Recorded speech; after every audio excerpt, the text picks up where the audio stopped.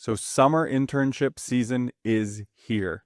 And whether you are a summer intern or about to start your internship, or a new hire about to start your first job fresh out of college, you're going to want to stick around for this video. It is the top 5 things all summer interns should know, or new hires, macro edition. If you spend your time going through this video and then doing a little bit of your own research, you're going to be steps ahead of the other interns or new hires in your cohort. And those who do stick around to the end, we have a very special offer for you that can help jumpstart your career. Okay, so what are the top 5 things interns should know? Now, before we list them out, you can see them here on the table. I'm going to make a prediction. If you're starting your internship or your new job with a cohort, there's going to be one person in the group that represents both of these little cartoons that I made. You're going to get someone like the person on the left here. I've watched The Wolf of Wall Street 3 times, so I get finance. Very confident, thinks they know what they're talking about, but doesn't necessarily have the skill set to back it up. And then you're going to have someone like the woman here on the right, who's thinking to herself that someone else probably knows better than her. However, she's done the work. She actually knows what she's talking about, but doesn't have the confidence to speak up. Now, at the end of this video, hopefully, we're going to give you some tips so you can be confident and you can have the knowledge, so you can be the best of both of these characters. So what are the 5 things we're going to go through in this video? 1, the US has a consumer-based economy. That's really important to understand. Number 2, you should understand the 3 major economic data classifications.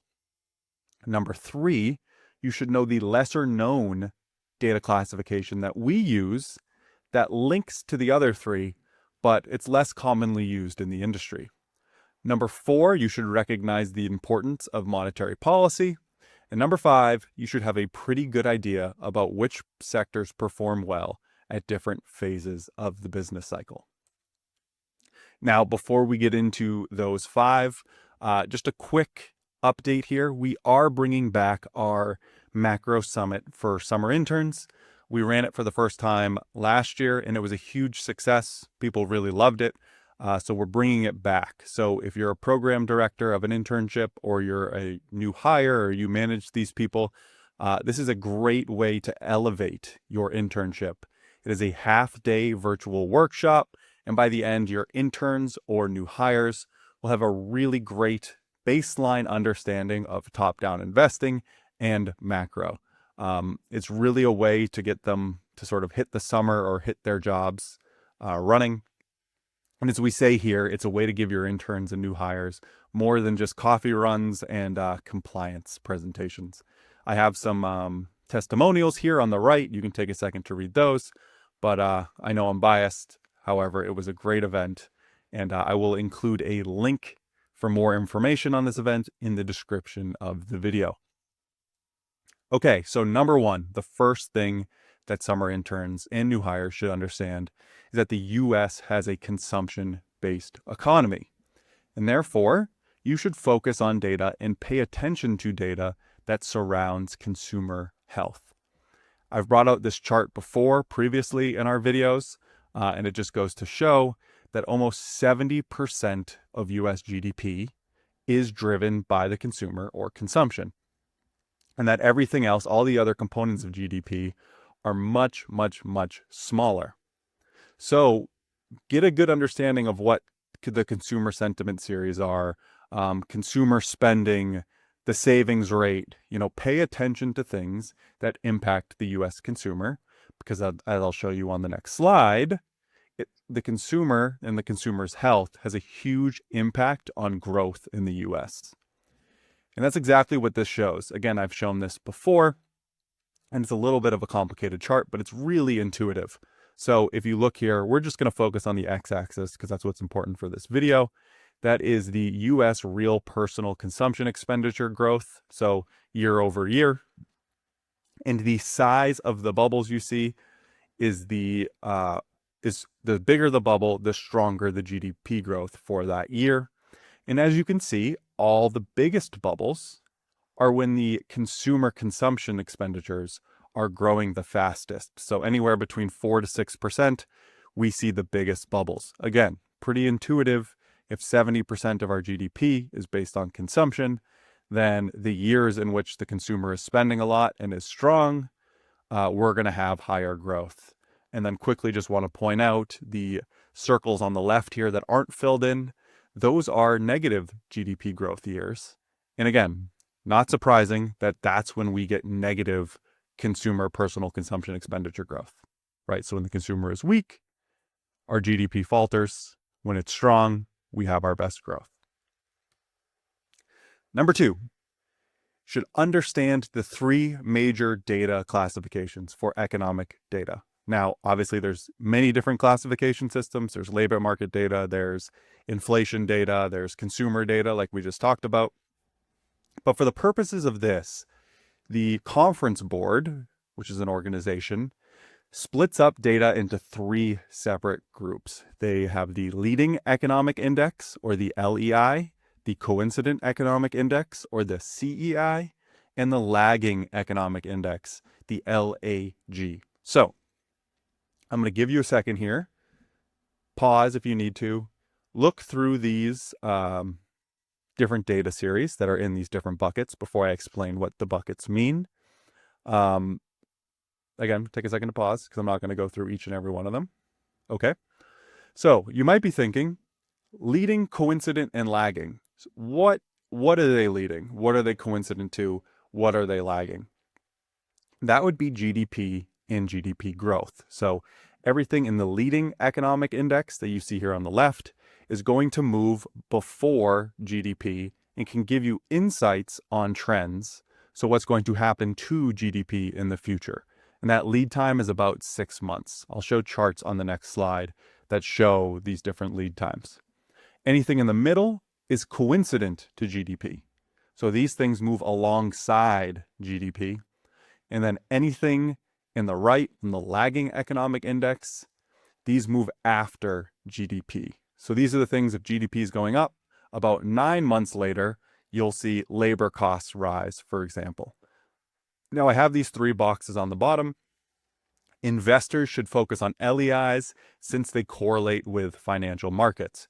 Now, very important to point out, you might notice the bold data series here in the LEI, and that would be the S&P 500. Yes, the stock market leads GDP. Now, that does make some sense, right? Because the stock market is actively discounting future growth in the US, future growth of our economy. However, you might be thinking, well, if the S&P 500 is a leading economic index, I'm an investor. I want something that tells me where the S&P 500 is going, right? I might not necessarily care about GDP. Like you see economists here, they typically emphasize CEIs because they're important to GDP math. And then policymakers are looking at lagging indicators as they influence the Fed's reaction function. But you as an investor, you need to figure out where the S&P 500 going. Where is the stock market going? And for that, that's where we get to our special lesser known data series. But first, I want to show you just very quickly the lead lags here. So the chart on the left, we have a composite of the leading economic indicators. So that's the index using the series that were in the box on the left in the previous slide, with a same thing, but the coincident indicators. And as you can see, if you advance the leading indicators 6 months, it is a really strong fit.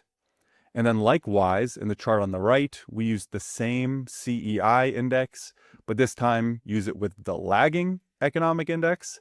And this time with about a 9-month lead, you get a really strong fit. And so what this means is the lag time and the relationship between any leading indicator and any coincident economic indicator is going to vary slightly. So it might be 5 months, might be 6 months, might be 7 months. Some are going to have stronger fits than others. However, generally speaking, if you grab an LEI, plot it with a CEI, and advance that LEI by 6 months, you're going to have a pretty good fit. And the same thing with the CEI to the lagging economic indicators. So as I teased out, if you're an investor, You want to know where the S&P 500 is going. You don't necessarily care that much about where GDP is going. So what leads leading indicators? Well, that would be, I don't know if we invented this, but the Conference Board doesn't hold a list of these, and we use these. I'm sure other people do as well. And that would be anticipatory economic indicators, or AEIs. That is the starting point of all of this. And if you look here, a lot of them have to do with interest rates, and that's what we're going to focus on today in the following slides. So you see policy rates like the Fed funds rate, bond yield, so 10-year yield, 30-year yield, 2-year yield, you name it, the yield curve. Then there's also inputs of policy and byproducts of policy that all have this same relationship. Little teaser for number 4, you should notice that all of these are related to monetary policy. So again, same thing here. If you grab anything from the anticipatory economic indicators bucket, plot it with anything in the LEI bucket, but this time the lead time's a lot longer. It's about 18 months, give or take. You're going to have a pretty good fit. And that's what we did here. So I took the Fed funds rate, inverted it, advanced it 18 months, and you can see that has a very strong relationship with the LEI, the ISM New Orders Index. Now, caveat, during ZIRP, when the Fed funds rate wasn't moving, obviously this relationship broke. But once we exited ZIRP, as you can see, the relationship has picked up again. And again, this will work with any LEI. So if you put the Fed's funds rates with the S&P 500's return, you're going to get a similarly good fit. And again, here the lead time for the anticipatory economic indicators is about 18 months. So we've seen the importance of interest rates, right? Because they're a major component of anticipatory economic indicators. Well, what drives interest rates? That's where the importance of monetary policy comes in. So the Fed funds rate is the driver of all other rates. You can see here the relationship from the chart on the right. The 10-year yield and the 2-year yield, they're basically trending alongside the Fed funds rate. Now, the relationship with the 2-year yield is a bit tighter, and that's because the Fed has more control over the short end of the yield curve, and the longer rates have a greater impact from sort of the global economy. And just to prove this, right, you might look at the chart and not see a strong relationship besides sort of the overall downtrend of interest rates between the Fed funds rate and the 10-year yield. But in every single tightening cycle, we have seen an increase in the 10-year yield. So if the Fed is tightening rates, you're going to see the 10-year yield rise most likely.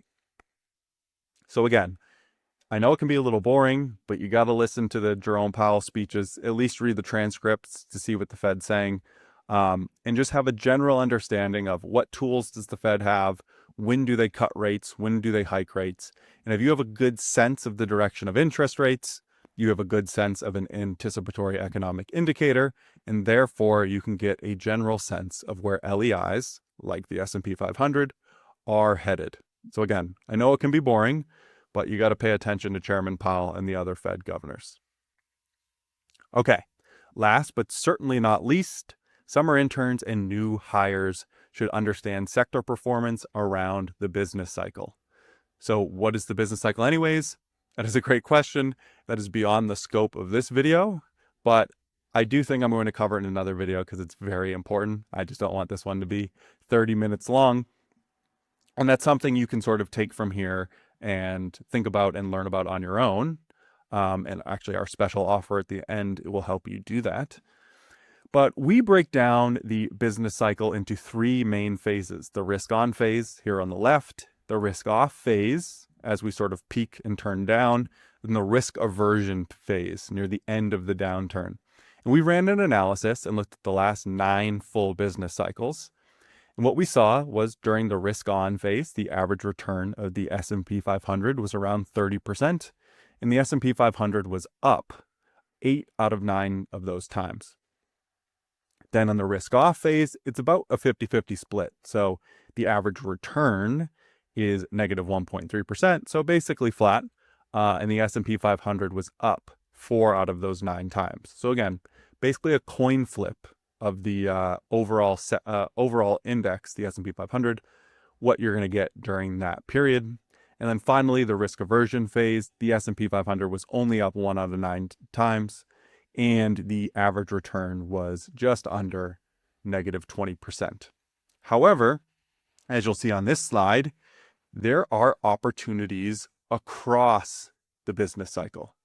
So there's full reasons why all of these sectors perform well during different phases of the business cycle. Again, maybe that's a topic for another video, but I'm just going to walk you through factually what those are. So as you can see, we're going to start all the way here on the left. During the end of risk aversion, the start of the risk on phase, you're going to want to be in deep value or weak links names. And that's financials, energies, etc. Energy stocks, I should say. And then as we progress through the risk on phase, the best performers are more cyclical sectors like industrials or materials. And this makes sense. Cyclical stocks benefit from the business cycle. So when growth's going up, these stocks benefit. And when growth's going down, these stocks get hurt. Then after we get a peak in growth during the risk off phase, that's when investors prioritize stability and growth. So you see technology, discretionary stocks in those categories starting to do well. And then as we enter risk aversion, no surprise, we see more defensive sectors with stable revenue streams start to outperform. So you get healthcare, staples, REITs, utilities, etc. Again, I would take your own time to sort of do research on why each of these sectors performs well. But just having this knowledge and having the general understanding that across the business cycle, different sectors do better is going to put you way ahead of other peers in your intern group or your starting cohort. So now I promised an offer, and we're going to get to that in a second, but first we need to put it all together. So hopefully the combination of this video with a little bit of your own research can have you like the woman here on the left saying in meetings, based on the current macro environment, I think we are overexposed to the financial sector. I promise if you drop that confidently and you're correct during a meeting, you will definitely make a strong impression. So what are the key takeaways? The US economy revolves around the consumer, so you should pay attention to data that measures consumer health. Number 2, understand the 3 major data classifications and how they all interact. Pay attention to leading indicators like the S&P 500. Number 3, interest rates or anticipatory economic indicators give you a heads up on where leading indicators are going. Yes, even the S&P 500. Number 4, interest rates are important, like we just said, and monetary policy drives interest rates. So you got to pay attention to the Fed.